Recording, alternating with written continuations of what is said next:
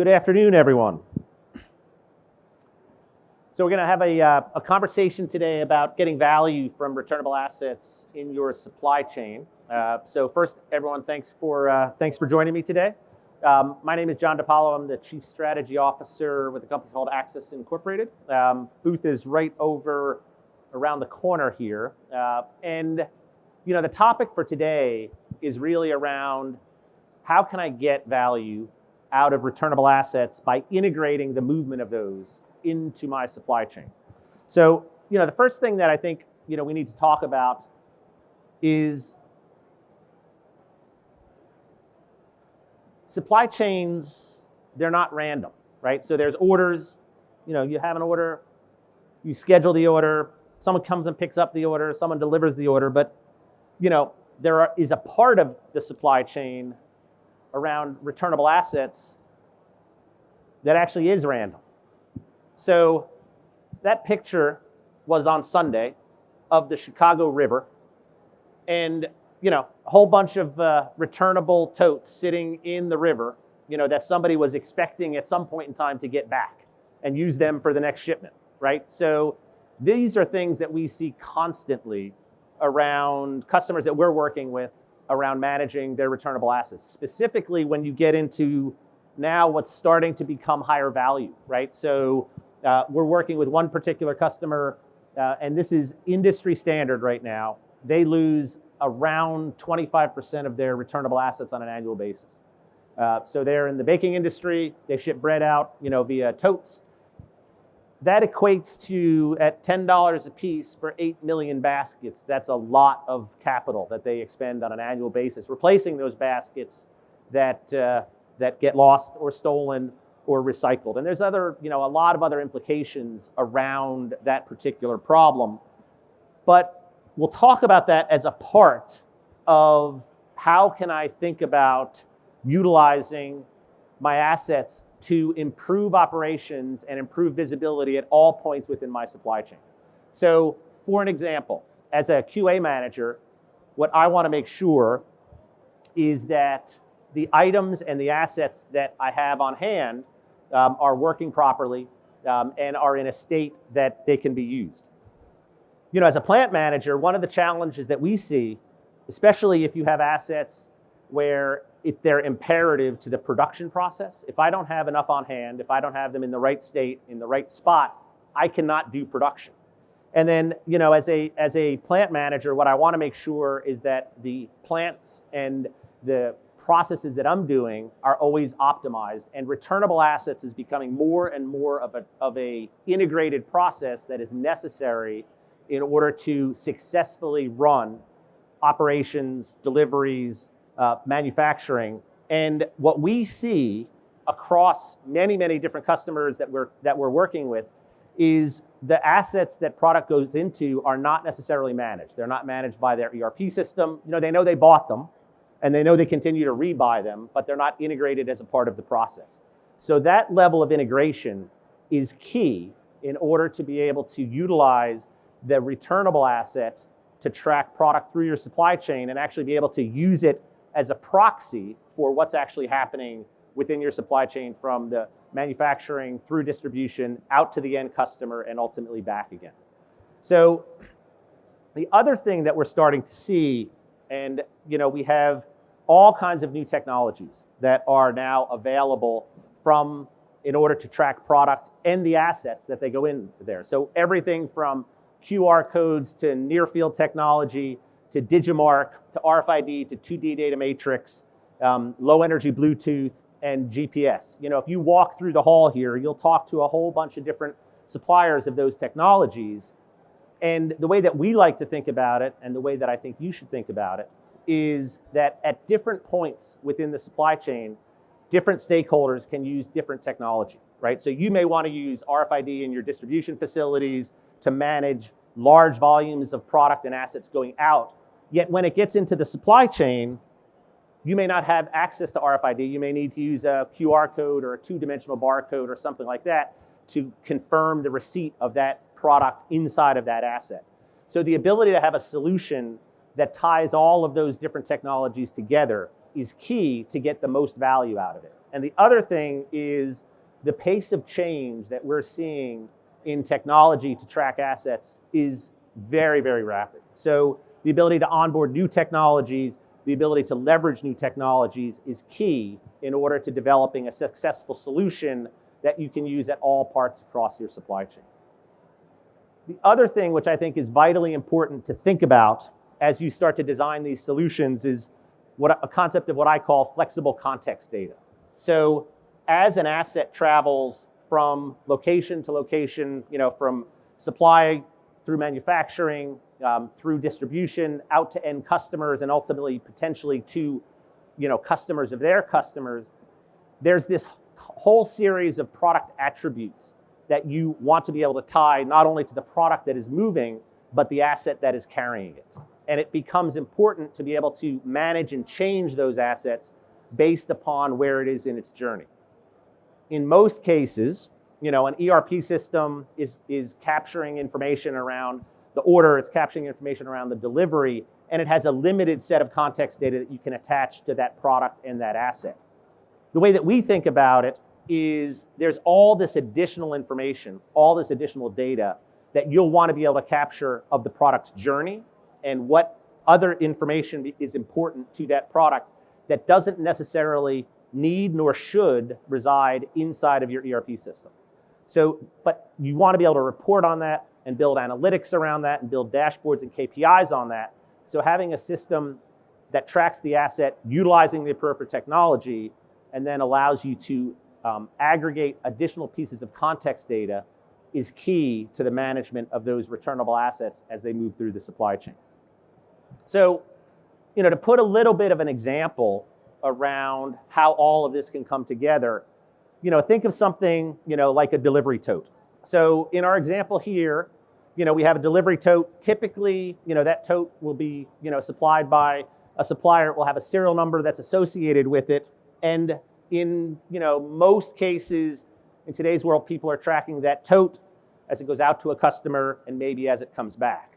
But in reality, what you want to think about as you put product in that tote is tracking what product is in that tote, when did that tote go out, what is its life cycle, who's responsible for that tote, the return of that tote, is it the customer, is it the driver, all of those different pieces of information become important in order to be able to track not only the product, but the returnable asset that is being sent out and coming back.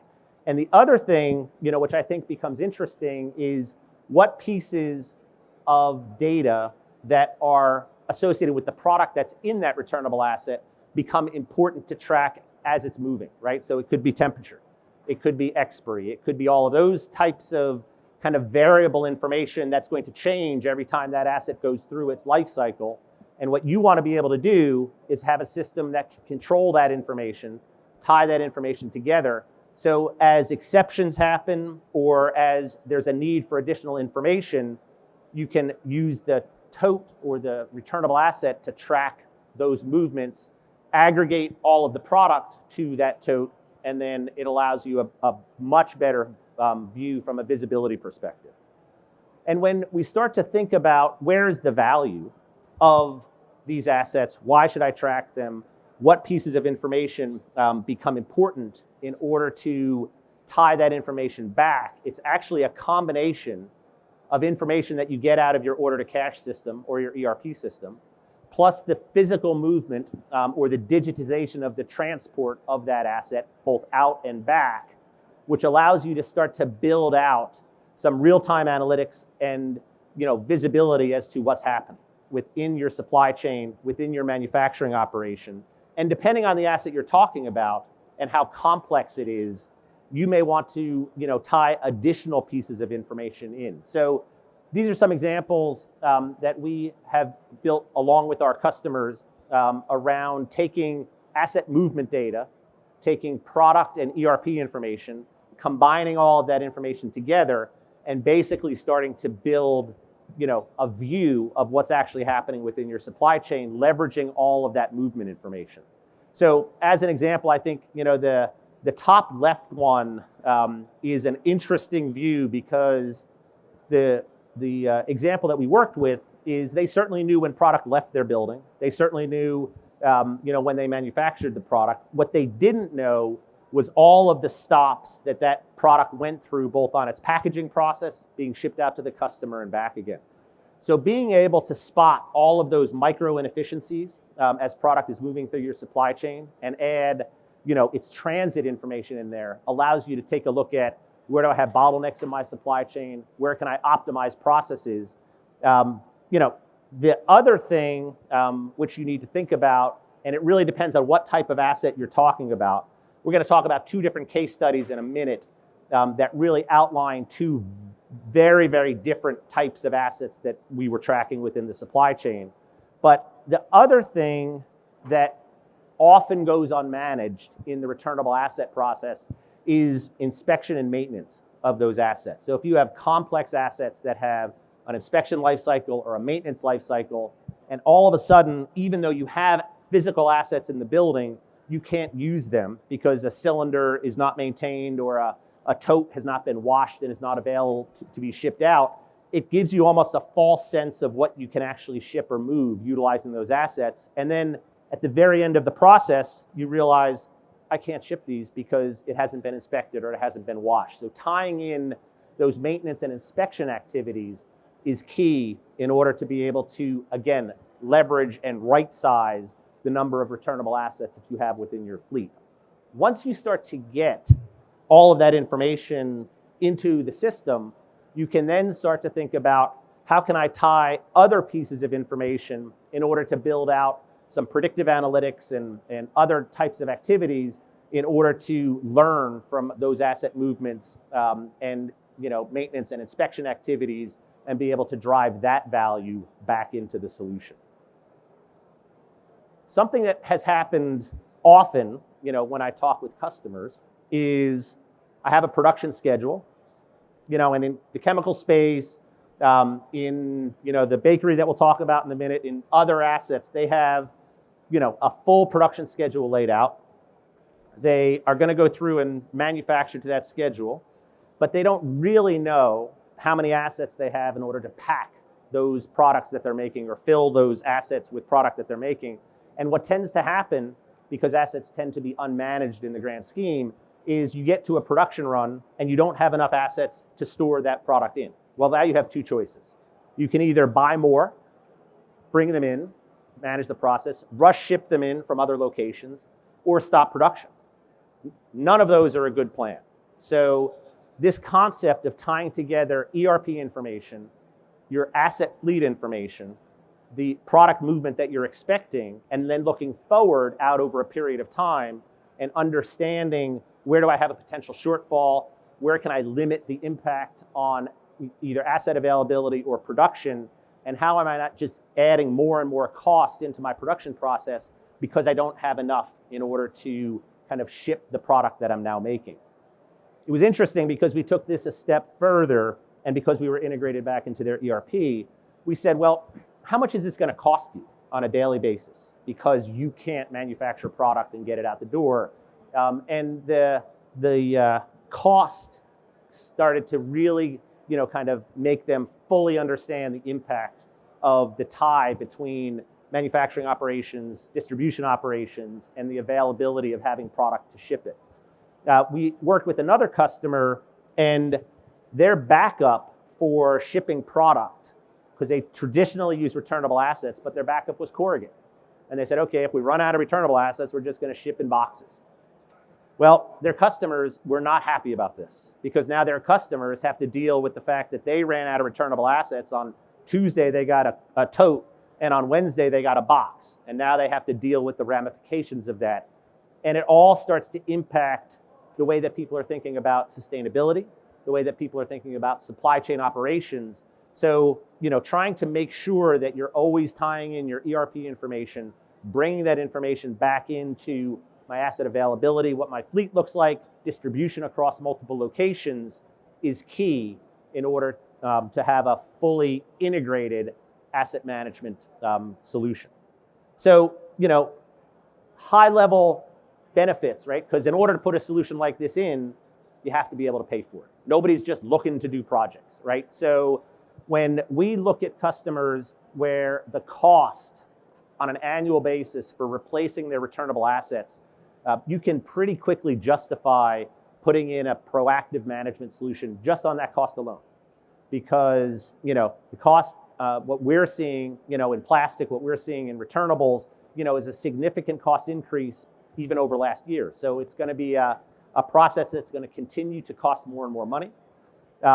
The other issue that we see is kind of this imbalance of assets across locations. So I have one location that has actually visited a distribution facility, looked at the top rack of their warehouse, and they had totes just stored up there, and they were dusty. And I'm like, well, what's going on up there? We never use those. Yet I talked to another one of their facilities. They run out all the time. They had no idea that one facility had a large overage and another facility didn't have enough. So we see that on a fairly regular basis. The balancing and the use of assets and making sure that you have the right number, not too many, not too few, can be generated by having a proactive management of it. The cost of late shipments or missed shipments, because I didn't have the assets to put product in order to ship it, obviously a nice ROI there. And then the bottom two, if you really think about, I'm going to tie the product and the attributes of the product into the asset, I can really start to think about how can I further manage what is going on from a recall perspective, from an adverse supply chain perspective. And then as more and more companies kind of have to deal with the ESG process and sustainability, having a proactive asset management solution in place actually allows you to check that box of having a sustainable process that's managing assets, and it can fit into an overarching sustainability message that you can leverage with your customers. So 2 quick examples. So we're doing a lot of work with a company called Air Liquide, their advanced materials division. So they have unbelievably complex returnable assets that they put the gas and cleaning fluids in for the chip industry. So Hitachi, AMD, Intel. So they have about 80,000 assets under management within their solution. The challenge that they had prior to putting in a management system was being able to understand what was the maintenance status and the inspection status of all of these different assets. Plus, they all look the same. So their process required them at times to be able to pick out an individual asset for a production order, ship that to a customer, and get it back. So by proactively managing all of these returnable assets and tying it to the production process, they were able to gain huge efficiencies, not only in manufacturing, but also with their customers. The interesting thing with them is about half of their fleet is actually owned by their customers, and they manage it for them. So on a regular basis, a customer would call up and say, where's my asset? What status is it in? How many do I have? And they had really no way of telling their customers what that status was. So managing this, and by the way, this was a really interesting one, because if you told me 4 years ago that I was going to put an RFID-based system into a Class 1 Dev 2 hazardous environment by putting RFID tags on metal canisters, I would have told you were crazy. But we get 100% read rates in a Class 1 Dev 2 environment utilizing RFID. So the technology has improved substantially over time. The other example that I'll give is a much different example. So one of the largest bakeries in the US, we're doing a project with them. Their scope is about 7.5 million baskets spread out over 50 bakeries and 35 distribution centers. The driver for this project was to cut down on that 30% asset loss that they had on an annual basis. And it paid for itself just on that, right? So, the fact that every year they were buying, in round numbers, 2 million baskets to replace the ones that had gone off to recyclers or college move-in day or whatever, scenario happened with those bakery baskets, that did that. But the important and the real ROI that we're going to be giving to them, and again, this is kind of how you think about things, is we're going to be fully integrating in each individual basket the product that is in that basket, tracking that out to the store level, and then being able to give them a virtual inventory of everything in transit at store, because on the flip side, we're also going to be able to take the point of sale information that comes from those stores and overlay it on what was shipped out. So it's going to give them a view that they never had before. And not only that, with pending regulations around FSMA, it gives them the ability to truly have a digital view of what's going on within their supply chain.